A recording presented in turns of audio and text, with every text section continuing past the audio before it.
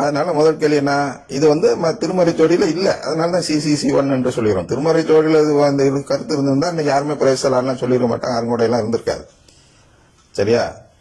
அதுல இல்ல தமிழகத்துல, அதனால நம்ம ஸ்பெஷலா ப்ரோக்ராம் பண்ண வேண்டியிருக்கு. அதனால அதுல மூலமா என்ன தெரிஞ்சுக்கிறோம்னா, கடவுள் மனிதனை ஏன் படைத்தார் என்றால், கடவுள் தன் குடும்பத்தை உருவாக்க மனிதர்களை படைத்திருக்கிறார். சரி, படைச்சிட்டா உருவாக்க முடியுமானா, அடுத்தது இதற்கு ஒரு வழி ஏற்படுத்த வேண்டும். அப்படின்னு என்னன்னா, இயேசு கடவுள். இந்த கடவுள் கடவுளாக மட்டும் இருந்து விட்டால் நமக்கு உறவு கொடுக்க முடியாது. அதான் நேரத்தில் சொன்னாங்க இல்லையா, என்ன சொன்னாங்க அப்படின்னா, ஒரு நாய் அதை கல்யாணம் பண்ண முடியுமா?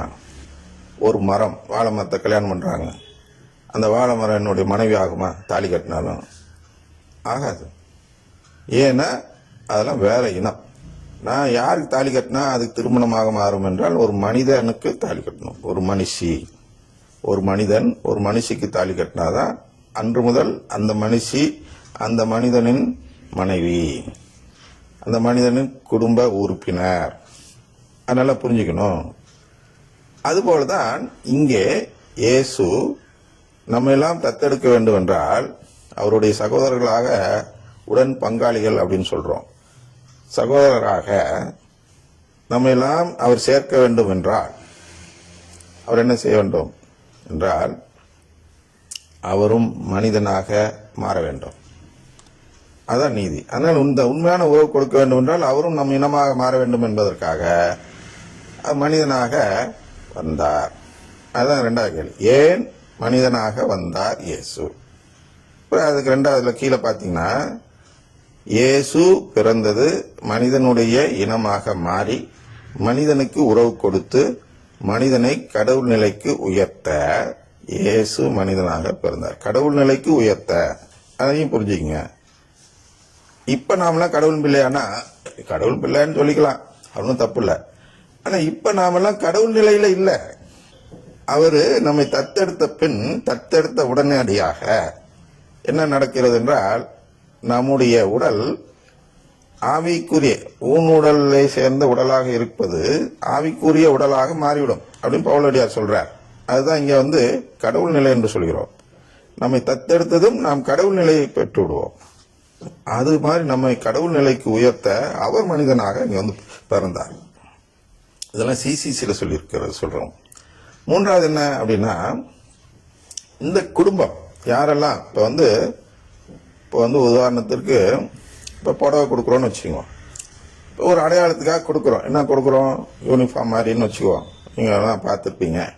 இப்ப யாரெல்லாம் இந்த யூனிஃபார்ம் அணிந்திருக்கிறார்களோ அவர்களெல்லாம் 3ஆம் சபையை சேர்ந்தவர்கள் அப்படின்னு இருக்கு இல்லையா? அதுபோல இந்த உலகத்தில் வாழ்ந்து கொண்டு இருக்கும் பொழுது அவர் நமக்கு ஒரு அடையாளம் கொடுக்க விரும்புகிறார். அடையாளம்னு சொல்ல முடியாது, ஒரு சின்ன ட்ரையல். இப்ப நம்ம செய்யறது மாதிரி அவர் செய்யறார். என்ன செய்யறார்? இவங்க குடும்பத்துல ஒழுங்கா இருப்பாங்களா அப்படின்னு பார்க்க மண் உலகில் அவர் குடும்பத்தை இங்கேயே பார்க்கிறார்.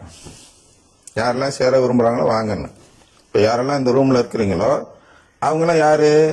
கோவா டூர் போக விரும்புகிறவர்கள் என்ற அடையாளம் இருக்கிறது அல்லவா?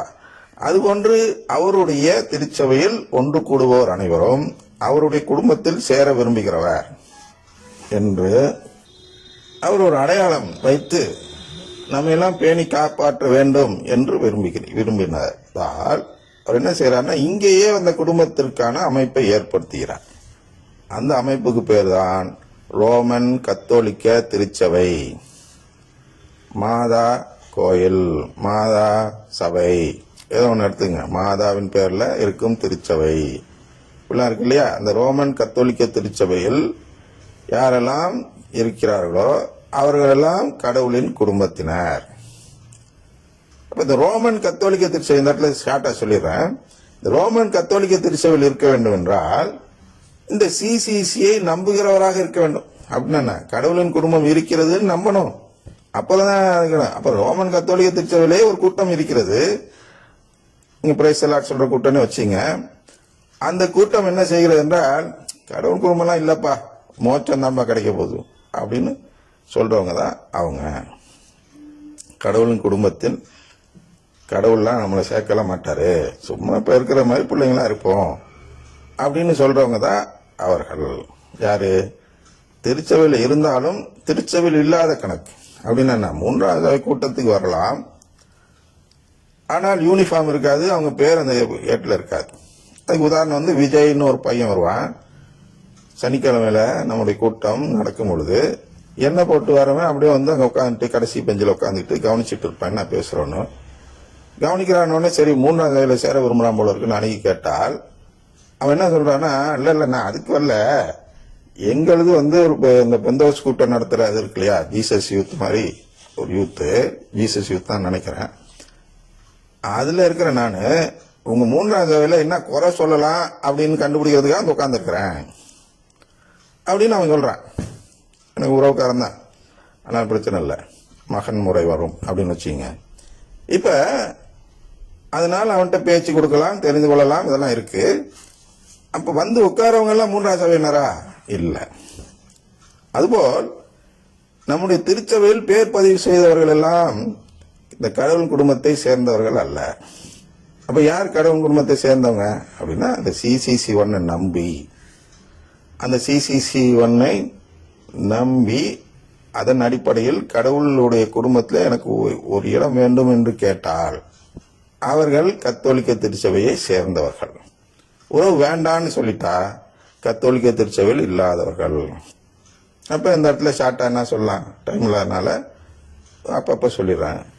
இப்ப யாரெல்லாம் இதை இப்படி சொல்றவங்க, கடவுள் குடும்பத்தை வேண்டாம் என்று சொல்கிறவர்கள் என்று பார்த்தால், யாரெல்லாம் பிரைஸ் தி லார்ட் சொல்கிறார்களோ அவர்கள் எல்லாம் கத்தோலிக்க திருச்சபையை சேராதவர்கள். இப்ப நீங்க வந்து இன்னைக்கு வெளியேறணும் அப்படின்னு நினைக்கிறீங்க, எனக்கு 3வது சபை வேண்டாம் வெளியேறணும் அப்படின்னா நீங்க என்ன பண்ணுவீங்க? ஒரு உதாரணத்துக்கு ஒரு இந்த யூனிஃபார்ம் கொண்டு வந்து கொடுத்துட்டு நாங்க எனக்கு 3வது சபை வேண்டாம் அப்படின்னு சொல்லிட்டீங்கன்னா மறுநாள் உங்க பேர் அட்டெண்டன்ஸ்ல இருக்குமா?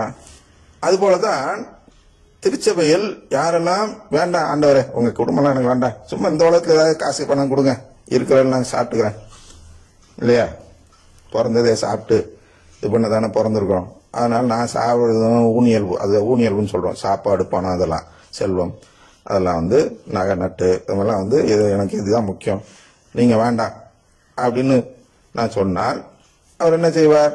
என் பேரை நீக்கிடுவார். ஆனா நான் இங்கதான் வந்துட்டு இருப்பேன்.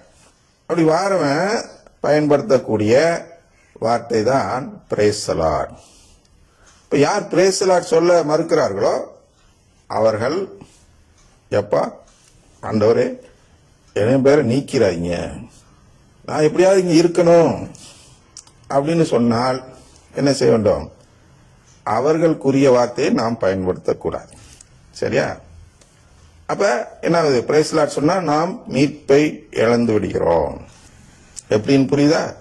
எப்படின்னு புரியாது. அதுக்குதான் இந்த உவமை மூலமாக அதை பார்க்க இருக்கிறோம். அப்ப 2வது கேள்வி என்ன? இந்த குடும்பத்தில் உறவு கேட்பது எப்படி? இந்த குடும்பத்தில் உறவு எப்படி கிடைக்கும்? சரி, யாரை தேர்ந்தெடுக்கிறார்? நான் சொல்றேன், எல்லாருமே வாயில சொல்லிடுவாங்க. என்ன சொல்லுவாங்க? எனக்கு கடவுள் குடும்பத்துல நான் சேரணும்னு சொல்லுவாங்க. அப்ப இந்த கடவுள் குடும்பத்துல நான் சேரணும் அப்படின்னு சொல்றப்ப அவர் சேர்க்கணும் இல்லையா? அப்ப நம்ம 3வது சபையில சில விஷயங்கள் வைத்திருக்கிறோம். 3வது சபையில் உறுப்பினர் பதவி எப்படி கிடைக்கும் அப்படின்னா அது சில வழிமுறைகள் இருக்கிறது. என்ன இருக்கு அப்படின்னா, முதல்ல நீங்க வந்து மீட்டிங்லாம் அட்டன் பண்ணணும். 1 வருஷம் 2 வருஷம் பார்ப்போம். பார்த்த பின்பு என்ன நடக்கும்? இவர்களை சேர்க்கலாமா, சபையில் சேர்க்கலாமா என்று குழு கூடி முடிவெடுக்கும். ஒரு ஓட்டு போடுவாங்க.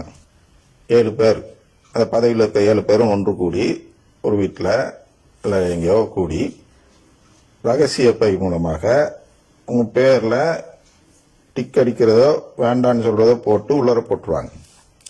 அப்ப எல்லாருமே நான் 7 பேரும் சேர்ந்து சரி சேர்க்கலாம்னு சொல்லி இருந்தால் அந்த பொட்டியை எடுத்து எண்ணும் போது உங்கள் பேர் சேர்க்கப்படும். அல்ல ஒரு இது கூட வந்து வேண்டான்னு சொல்லக்கூடிய நபர் இருந்து இருக்குமானால் உங்கள் பேர் சேர்க்கப்படாது. இது வந்து நம்முடைய சபையில் உள்ள ஒரு முறை, சட்டம்.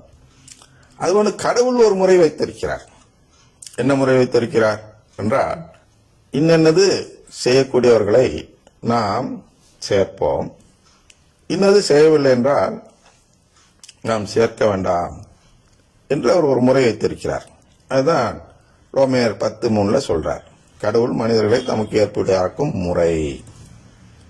இது அறிந்து கொள்ளாமல் இந்த மற்றவங்களாம் அந்த பிரைஸ்லாட் சொல்றவங்க என்ன பண்றாங்கன்னா, தங்கள் முயற்சியாலேயே, அது அவங்களுடைய சொந்த முயற்சி, கடவுள் கொடுத்த வார்த்தையில பிரைஸ்லாட், இவங்க சொந்த முயற்சியால கடவுளுக்கு ஏற்புடையதாக பார்க்கிறார்கள் அப்படின்னு நாங்க சொல்றார். இவர்கள் கடவுளின் செயல்முறைக்கு தங்களை உட்படுத்தவில்லை. அப்ப நம்ம 3ஆம் சபையின் செயல்முறை என்று ஒன்று இருக்கிறது அல்லவா? இந்த இதுக்கு வரணும், 1 வருஷம் 2 வருஷம் வந்த பிறகு நம்ம தேர்ந்தெடுத்து அப்புறம் தான் சேர்ப்போம், அப்புறம் கூப்பிடுவோம், பேட்ச் கொடுப்போம், அப்படி ஒன்னொன்னா இருக்கு இல்லையா? அதான் செயல்முறை. இது நம் சபையின் செயல்முறை. அதுபோல கடவுளுடைய குடும்பத்திலே சேரத்துக்கு சில செயல்முறை வைத்திருக்கிறார். அது யாருன்னா, கடவுள் ஏற்படுத்திய முறைப்படி சேர்பவர்கள் சேருவார்கள். தங்கள் முயற்சியாலே யாரெல்லாம் சொந்த செயல்முறை கொடுக்கிறார்களோ, அதான் சொந்த கருத்து என்று சொல்லியிருப்பார்கள், அந்த வகையில் அவர்கள் எல்லாம் அதில் சேரவில்லை, சேர இயலாது, சேர்க்க மாட்டார். அதுக்கு 3ஆம் சபையில சேர்க்கிற முறைப்படி வராம வேற விதமா வந்து ரெக்கமெண்டேஷன்ல வந்து சேருன்னா சேர்க்க மாட்டாங்க. ஏற்கனவே எல்லாம் பார்த்தோம் இல்லையா? 3ஆம் சபையில சில செயல்முறை இருக்கு. அதுல ஒரு நபர் இன்று நம்ம சபையில் இல்லை. அவர் என்ன செய்தார் என்றால், பங்கு தந்தை விட்டு இனிமே இவங்க தான் உங்களுக்கு தலைவர், இனிமே நீங்க இவரை தான் தலைவியா வச்சு செயல்படணும் அப்படின்னு சொன்னார். இல்ல எங்களுக்கு சில செயல்முறை இருக்கு, சட்டங்கள் இருக்கு அப்படின்னு சொன்னோம் இல்லையா? ஜார்ஜ் ஃபாதர் நினைக்கிறேன் அவர் வந்தாரு இந்த கூட்டத்துக்கு. அப்ப அவர்கிட்ட சொன்னோன்னா இவர் போய் பெரிய பாதத்தை போட்டுட்டாரு. அவங்க எல்லாம் அவங்களுக்கு கீழ்ப்படிய மாட்டேங்கிறாங்க, நீங்க சொன்னீங்க தலைவர்னு, அவன் கீழ்ப்படிய மாட்டேன்னு வேற ஏதாவது வழக்கம் சொல்றான் அப்படின்னு அங்க போய் சொல்லிட்டு போயிட்டார். அவர் உடனே சபை இழுத்து மூடினார். இதெல்லாம் பாத்தீங்க இல்லையா? அப்புறம் நம்முடைய ஆயர் திறந்து வைத்தார். இதெல்லாம் வரலாறு. ஏன் திறந்து வைத்தார்?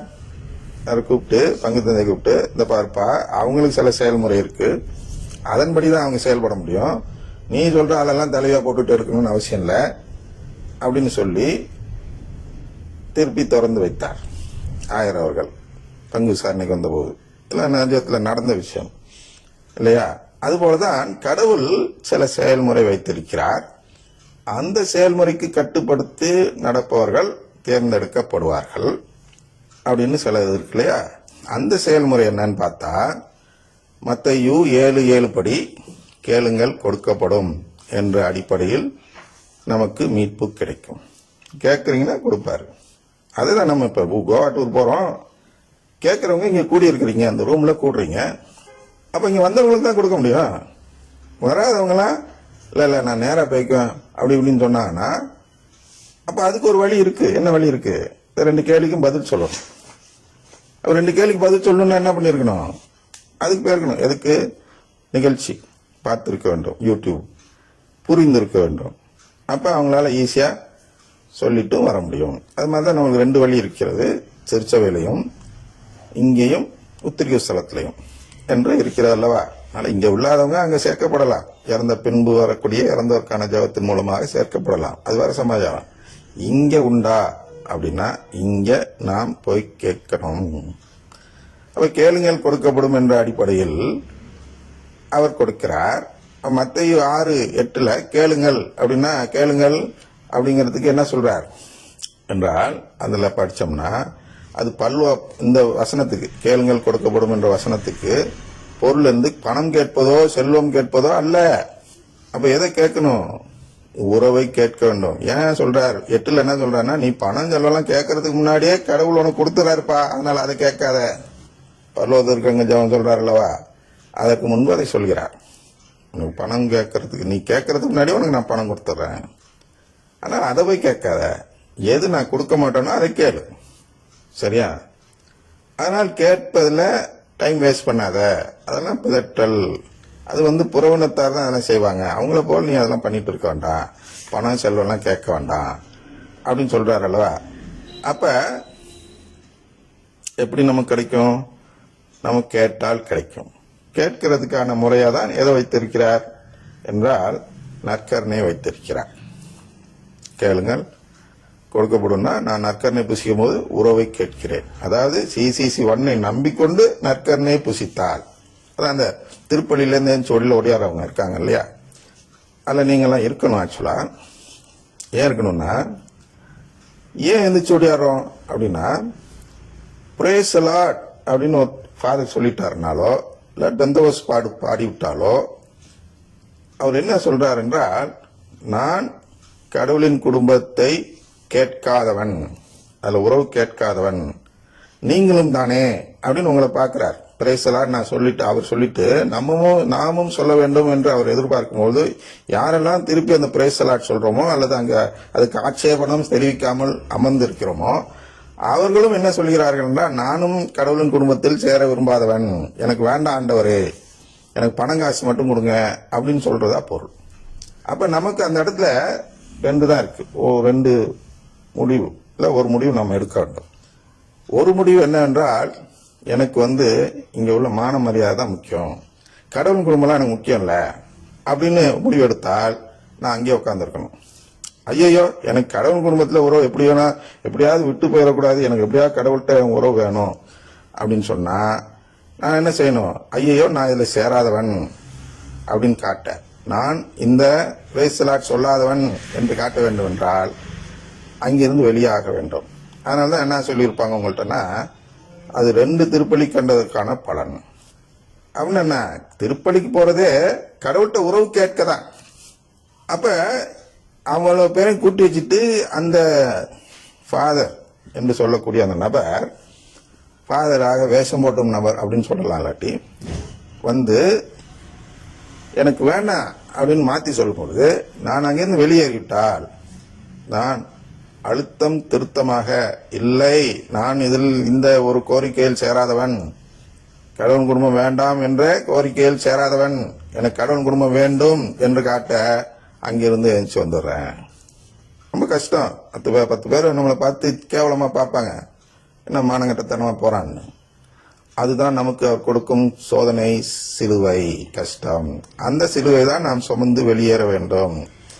அதான் என் சுமை எளிது, உன் சுமை சுமந்து சோர்ந்து போட என்னிடம் வாருங்கன்னு சொல்றாரு அல்லவா.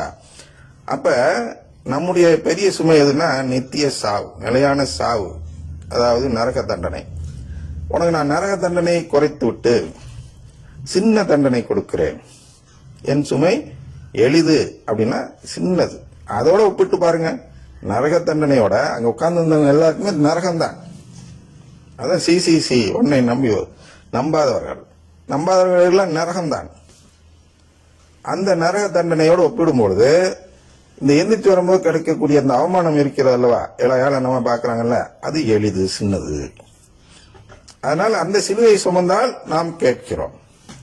அந்த சிலுவை சுமக்கவில்லை என்றால் எனக்கு அந்த மரண தண்டனை, அந்த பெரிய தண்டனை, பெரிய சுமை, நரக தண்டனை எனக்கு கிடைத்தால் பரவாயில்ல. அப்ப மான மரியாதை எனக்கு ரொம்ப முக்கியம், 4 பேர் என்ன மதிக்கணும் அப்படின்னு பார்ப்பாங்க. இப்ப மாதாட்ட அது மாதிரி சோதனை தான் வந்துச்சு. மாதா மான மரியாதை பார்க்கல. இல்ல 4 பேர் என்ன மதிக்கணும், நான் கல்யாணம் ஆகிறதுக்கு முன்னாடி கற்பமாக மாட்டேன் அப்படின்னு மாதா துள்ளி இருந்தாங்கன்னா இன்னைக்கு நம்ம மீட்பே இல்லை. பரவாயில்ல, எனக்கு அசிங்க பேர் வந்தாலும் பரவாயில்ல, நான் மீட்புக்காக அந்த அவப்பேரை, அந்த அசிங்க நிலையை சுமக்கத்தை. அதான் யோசேப்பு என்ன சொன்னாரு, சூசேப்பரு மாதா விலைக்கு வைக்க பார்த்தார், பரவாயில்லன்னு சொன்னாங்க. ஏன்னா விலைக்கு வைப்பாருன்னு மாதா தெரியும், கபிரியேல் வானதூதர் சொல்லும் பொழுது. பரவாயில்ல, அவர் விலைக்கு வச்சாலும் பரவாயில்ல, கடவுளுக்கான எது வேணாலும் செய்வேன்னு சொன்னாங்க. அதுதான் எந்திரிச்சு வரவன்னு சொல்றோம். எனக்கு அவமானமா இருந்தாலும் பரவாயில்ல, நான் எந்திரிச்சு வந்துடுவேன்னு சொன்னால் கடவுள் குடும்பத்துல உறவு கேட்கிறோம். சரியா? அடுத்து 3ஆம் கேள்வி, இந்த உறவை எப்படி கேட்பது அல்லது இந்த உறவை கேட்பதற்கான முறை அது. இப்பதான் சொல்லி முடிச்சோம் ஓரளவு. இருந்தாலும் இதை நம்ம எப்படி பார்க்கிறோம்னா, அடிமை ஓமையில் மூலமாக பார்க்கிறோம். சரியா? அடிமை ஓமைன்னு சொல்றார். எல்லா ஓமையிலும் இதுதான் சொல்றார். எல்லா ஓமையிலையும் 52 ஓமை இருக்குன்னு வச்சுங்க.